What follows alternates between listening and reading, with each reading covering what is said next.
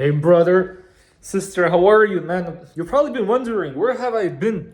Where have I been all this time? And you know what? Let me tell you where I've been. Let me tell you where I've been.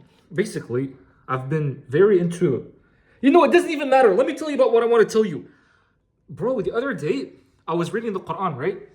And then I saw this ayah that says, وَآتَاكُمْ مِنْ كُلِّ مَا سَأَلْتُمُوهُ. Allah has given you from everything in which you've asked for. And I'm like, we usually say the Quran doesn't have any contradictions, right? The Quran doesn't have any mistakes, right? But if Allah's saying, I've given you everything you've asked for, doesn't that imply that if you're asking for something, it means that Allah has already given it to you? Which means like, why are you asking for things? But let me tell you, something crazy, bro. The other day I get people asking me, they're like, I've been making dua for such and such, but it just never happens. The thing never ever comes to me. And I'm like, wait, but Allah says He's given you everything that you've ever asked for. So then what the heck? Like, what do you mean Allah hasn't given you this thing that you've been asking for? And then I realized, bro, in order for you to be getting or realizing that you already have everything, what you need to be doing is get into a state of surrender. Like get into a state of having no more tension in your body, of having no more tension in your thoughts. Just spat on my arm. Of having 0% tension. Once you release all the tension and you get into a state of surrender, you get into a state of Islam, it's almost like something is going to start flowing from you that will make you act upon the thing that you already want, like the thing that you want. So for example, let's just say you want like $100 million. Let's just say, or let's just make it realistic, $1 million, okay? And you've been asking for $1 million, but have you ever noticed that you never get the $1 million or whatever the thing that you're asking for? You're never getting it because there's just too much tension when you're asking for that thing. When you're asking for that thing, you're asking from it in a state of lack. So it never comes to you. In reality, by the way, it's already been coming to you because you're asking from a state of lack. So the thing that you're feeling is lack and tension. So that's exactly what you'll be getting. But now, if you start asking for the thing, you start making the dua from a state of no tension, from a state of like you knowing that you already have it, it's done. Because Allah says He's giving you everything that you've asked for. So you ask it from a state that has already been done. Like there's nothing else that needs to be done because you already have all of it. All that needs to be done is just having the thing having the thing manifest in your life, which means that it's going to be coming from the unseen to the seen, which means, by the way, the fact that it's already been in the unseen does not mean that it's not there. It's just you can't see it because it's in the unseen. You can't see it because your eyes are not made to see the unseen. But when you realize that it's already there, and now you ask the thing from a state of surrender, from a state not of lack, but a state of abundance, now it's going to be coming from the unseen to the seen. How? Through your action. Not just any type of action, but through inspired action. Through action that comes from a state, your state of not lack, a state of surrender, a state of having no tension within your muscles, no tension within the mind, no tension within the heart. You understand all your thoughts are limiting? You understand that all your thoughts are false? All of it, bro. Which means that you need to be going above the thoughts. By the way, I've been hearing metaphors of people saying that the tree of knowledge, if you want to think of it, of what is it? In this life, it's your mind, bro. The mind, like the nervous system. You look at the nervous system, it's literally like a tree. I'm looking at trees right there. There's a bunch of trees behind me. And it literally looks like a nervous system. But that implies the tree of knowledge, by the way, they say it has the good and the evil. So if it has the good and the evil, like what has good and evil? Your mind.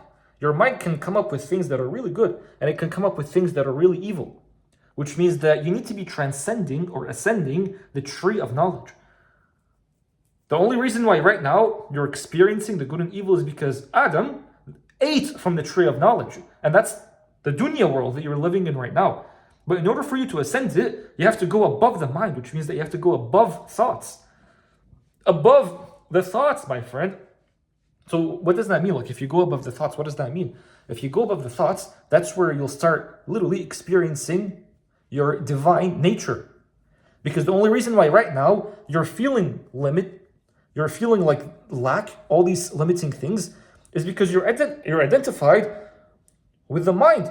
And the mind is limited. By the way, the mind can never obey Allah. The mind can never know Allah. The mind can never appreciate Allah. The mind can never be grateful to Allah. Whoever you are, Muslim or non-Muslim, you can never make someone submit to Allah through the mind. It's impossible by definition. Because the mind is not made for that. The mind is made for you to transcend, to ascend, to go above. And to realize that you are living in your acres of diamonds. Allah says, again, He's giving you everything you've ever wanted. Which means that you asking for something, it just means you're still identified with the mind. So even you asking for $1 million, it means that you haven't ascended the mind. Because you need to be realizing that all of it is here. Everything that you've ever wanted is already here. All you gotta do, surrender, and start acting upon from a state of surrender. That's all you gotta do. And this might seem like it's hard, by the way. It might seem like it's hard, but if it's seeming hard, it means there's still tension. Because tension, by definition, should not be hard. Surrendering the tension should not be hard. Which means that all you gotta do, bro, is just surrender, that's all. Be in a state of Islam. How do you do that? How do you do that? Understand that Allah's mercy is always here. And there's nothing that needs to be done from you. You don't need to be doing anything. All you need to be focusing on is Allah. Once you focus on Allah, inspired action will come to you effortlessly. Why do you think I call it effortless rizq, the course? Because truly it's effortless when you realize this.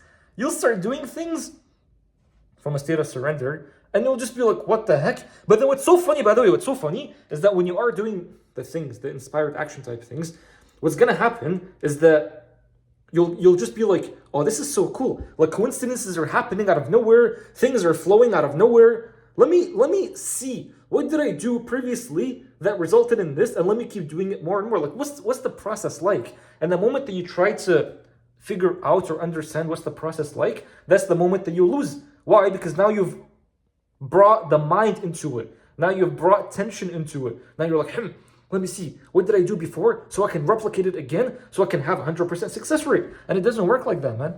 It never works like that. All you got to be doing, again, just get into a state of surrender. Let me give you an example, actually. I'll give you an example because I know, like, you guys love examples. I've been doing crypto recently, right? And I noticed, like, my best calls or the best coins that I get into are the ones that I just get into it from a state of, like, surrender. Like, when I'm trying to force money, it never comes. And I'm like, why is it not coming? Like, that's so weird. I've done it before. I know I'm good. But it never comes because I'm trying to force it. The moment where I'm just like, you know what? Let it go, bro. Just surrender. No need to be doing anything. The calls come to me just like that. And then when I get into it, I'm like, what the heck? 40x, 100x, 50x, easily. Just easily. But it only comes when I'm not looking for it. When I'm not forcing it. When I'm just not in a state of tension. When I'm just surrendered. And that's all it is, man. That's literally all it is. Stop making dua in a way where it's like, please, please, Allah, give me that thing. Allah already says He's giving you that thing already, man. He's already given it to you. But did you surrender? Did you surrender to Allah? You're still too identified with the mind, man. Stop being identified with the mind and just surrender, and you'll notice that everything is going to start coming to you like it's nothing. So if this video is helpful, man, just let me know.